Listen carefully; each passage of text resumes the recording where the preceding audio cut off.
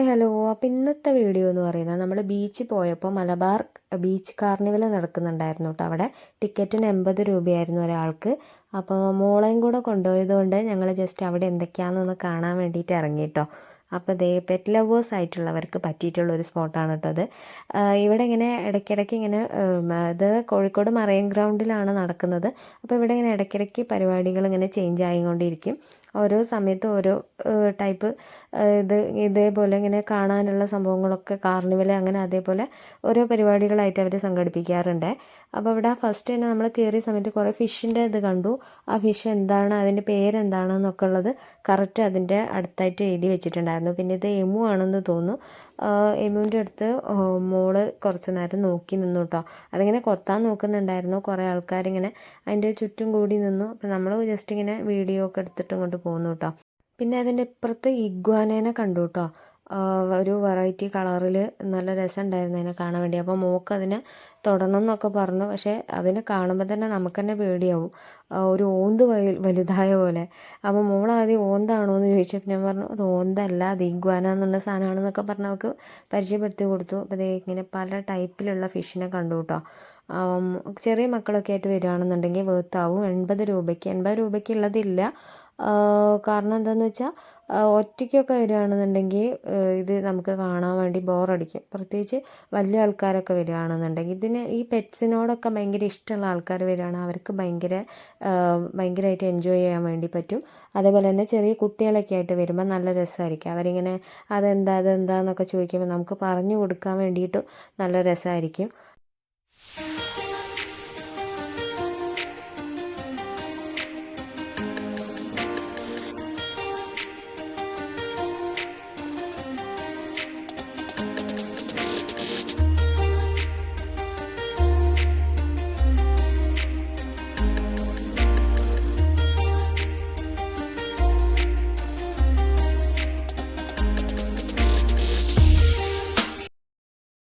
ഫിഷിൻ്റെ ഈ ഒരു ഭാഗമൊക്കെ കണ്ടു കഴിഞ്ഞപ്പോൾ പിന്നെ പ്രത്യേക കുറേ ബേർഡ്സ് കാര്യങ്ങളൊക്കെ കണ്ടു കേട്ടോ.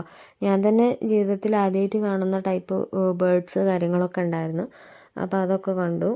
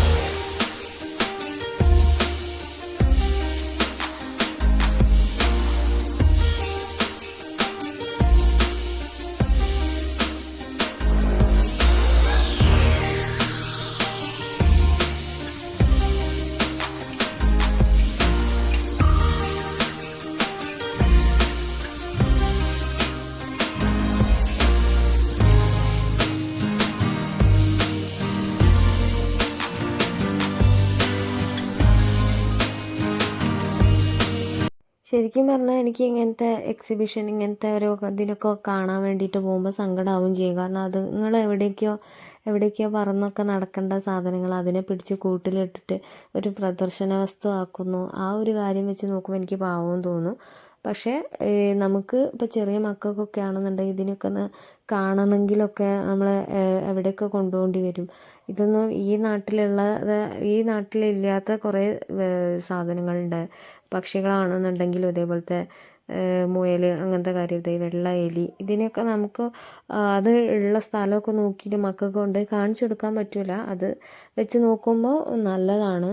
പക്ഷേ ഇതേപോലെ ഈ പക്ഷികൾ ഇതിനെയൊക്കെ പിടിച്ചുകൊണ്ട് വന്ന് കുറേയൊക്കെ അവശമായിട്ട് കിടക്കുന്നുണ്ടായിരുന്നു കേട്ടോ. എണീക്കാതെ അങ്ങനെ കിടക്കുന്നതുകളുണ്ടായിരുന്നു. അതുമല്ല ഇതിന് മുമ്പ് നമ്മൾ ഇതേപോലെ ഒരു കാർണിവലിന് ഇത് കാണാൻ വേണ്ടിയിട്ട് വന്നപ്പോൾ അതിൽ 2-3 എലികളെന്തോ ചത്ത് കിടക്കുന്നതൊക്കെ കണ്ടിട്ടുണ്ടായിരുന്നു. ഒരു അനക്കവും ഇല്ലാതെ ഇങ്ങനെ കിടക്കുന്നത്. മേ ബി ചത്തു പോകാനുള്ള ചാൻസ് ഉണ്ട്. കാരണം അവർക്ക് പറ്റിയിട്ടുള്ള ക്ലൈമറ്റ് കാര്യമൊന്നും എന്നുണ്ടെങ്കിൽ, അതുമല്ല അവർ നോർമലി നിൽക്കുന്ന സ്ഥലത്തു നിന്ന് പിടിച്ചു കൊണ്ടുവരുന്നതൊക്കെയല്ലേ. അപ്പം അവർക്ക് സ്ഥലം മാറുന്നതിൻ്റെ പ്രശ്നങ്ങളും കാര്യങ്ങളൊക്കെ ഉണ്ടാവും. അപ്പോൾ അതുകൊണ്ട് കുറേയൊക്കെ അവശമായിട്ട് കിടക്കുന്നുണ്ടായിരുന്നു കേട്ടോ. അത് കണ്ടപ്പോൾ എനിക്ക് ചെറുതായിട്ട് സങ്കടം വരികയും ചെയ്തു. അപ്പം കോഴിക്കോട് ബീച്ചിൽ മറൈൻ ഗ്രൗണ്ടിൽ എപ്പോൾ നമ്മൾ വരുമ്പോഴും ഈ ഒരു സ്ഥലത്ത് എപ്പോഴും എന്തെങ്കിലുമൊക്കെ പരിപാടി നടക്കുന്നതായിട്ട് കാണാറുണ്ട് കേട്ടോ. പറ്റുന്നതിനൊക്കെ ഞാനും പോവാറുമുണ്ട്. അപ്പം എനിക്ക് ഭയങ്കര നിർബന്ധമാണ് അതിൻ്റെ ഉള്ളിൽ എന്താണെന്ന് കാണാൻ വേണ്ടിയിട്ട്. നമുക്ക് എല്ലാ സ്ഥലത്തൊന്നും പോയിട്ട് കാണാൻ വേണ്ടി പറ്റില്ല. അപ്പോൾ ഇതേപോലെ എന്തെങ്കിലുമൊക്കെ വെക്കുന്ന സമയത്ത്, നമ്മുടെ നാട്ടിൽ തന്നെ വെക്കുന്ന സമയത്ത് അതൊക്കെ കാണാൻ വേണ്ടിയിട്ട് എനിക്ക് ഭയങ്കര ഇഷ്ടമാണ് കേട്ടോ. അപ്പം ഇത്രയൊക്കെ തന്നെയുള്ളൂ ഇതിൻ്റെ ഉള്ളിൽ. ടിക്കറ്റിന് 80 രൂപയാണ്. അപ്പോൾ അത് ആലോചിച്ചിട്ട് വന്നാൽ മതി. കാരണം ഇതിൽ ഞാൻ കാണിക്കുന്ന സാധനങ്ങളൊക്കെ തന്നെയുള്ളൂ അതിൻ്റെ ഉള്ളിൽ. അപ്പം നേരിട്ട് എക്സ്പീരിയൻസ് ചെയ്യണമെന്ന് ആഗ്രഹമുള്ളവർക്കൊക്കെ ധൈര്യമായിട്ട് വരാം. ക്യാഷ് പോവില്ല. കാരണം അത്രയ്ക്ക് കാണാനുണ്ട് ഇവിടെ. ഇതിൻ്റെ ഉള്ളിൽ ഈ ബേർഡ്സ് ഇതിനൊക്കെ ഇഷ്ടമുള്ള ആൾക്കാരുണ്ടെന്നുണ്ടെങ്കിൽ അവർക്കൊക്കെ കാണാനുള്ളതുണ്ട് ഇതിൻ്റെ ഉള്ളിൽ. അങ്ങനെ ഏകദേശം ഇതൊക്കെ കണ്ടു കഴിഞ്ഞ് നമ്മൾ പുറത്തേക്ക് എത്താറായിട്ടോ. ഇതും കൂടെ ഉള്ളൂ കാണാൻ വേണ്ടിയിട്ട്. അങ്ങനെ പുറത്ത് ഇവിടെ കുറേ സ്റ്റാള് കാര്യങ്ങളൊക്കെ ഇട്ടിട്ടുണ്ട്. നമുക്ക് ഓരോ സാധനങ്ങൾ വാങ്ങിക്കാൻ വേണ്ടി പറ്റും. അപ്പോൾ ഈ ഒരു സ്റ്റാളിൽ നമുക്ക് കസ്തൂരി മഞ്ഞൾ, നെല്ലിക്കാപ്പൊടി, അങ്ങനെ നമുക്ക് ഫേസ് പാക്കൊക്കെ ഉണ്ടാക്കാൻ വേണ്ടി പറ്റിയിട്ടുള്ള കുറേ സാധനങ്ങൾ കണ്ടു കേട്ടോ. അപ്പം പിന്നെ കുറേ ഇങ്ങനത്തെ തേൻ നെല്ലിക്ക അങ്ങനത്തെ ഓരോ സാധനങ്ങളൊക്കെ ഇല്ലേ, അതൊക്കെ ഉണ്ടായിരുന്നു. പിന്നെ ആൽമണ്ട് ഓയിൽ അങ്ങനത്തെ കുറേ സാധനങ്ങൾ, പിന്നെ മാല, വള അങ്ങനത്തെ സാധനങ്ങളൊക്കെ, കുട്ടികൾക്ക് കളിക്കാൻ വേണ്ടിയിട്ടുള്ള കളിപ്പാട്ടങ്ങൾ, അങ്ങനെ കുറേ സാധനങ്ങൾ ഉണ്ടായിരുന്നു. പക്ഷെ നമ്മളവിടെ നിന്നൊന്നും വാങ്ങിച്ചില്ല കേട്ടോ. പിന്നെ ഇത് പഴയ കാലത്ത് ഉണ്ടാവുന്ന മുട്ടായിയാണ്. പണ്ടത്തെ കാലത്ത് നമ്മൾ സ്കൂളിലൊക്കെ പോകുമ്പോൾ അങ്ങനെ ഓരോന്ന് വാങ്ങിച്ച് കഴിക്കുന്ന ഓർമ്മയില്ലേ.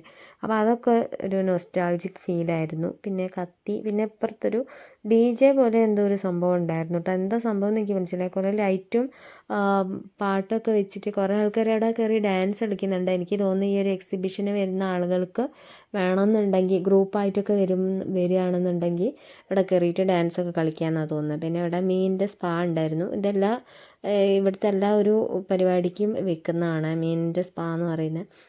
പിന്നെ ഇങ്ങനത്തെ റൈഡ് കാര്യങ്ങളൊക്കെ അവർ ഉണ്ട് കേട്ടോ. അതിനൊക്കെ ടൈമിംഗ് ഉണ്ട്. നമ്മൾ റൈഡിലൊന്നും കയറിയില്ല. പിന്നെ ഇതേപോലത്തെ ഗെയിംസ് നമ്മളിങ്ങനെ എറിഞ്ഞിട്ട് ആ ഒരു വളയത്തിൻ്റെ ഉള്ളിൽ വീണിട്ടുണ്ടെങ്കിൽ ഇത്ര പൈസേൻ്റെ സാധനം നമുക്ക് ഗിഫ്റ്റായിട്ട് കിട്ടും. അങ്ങനത്തെ കുറേ കാര്യങ്ങളൊക്കെ ഉണ്ടായിരുന്നു. പിന്നെ അതൊക്കെ കഴിഞ്ഞ് നമ്മൾ ജസ്റ്റ് ഒന്ന് ബീച്ചിലേക്ക് ഇറങ്ങി കേട്ടോ.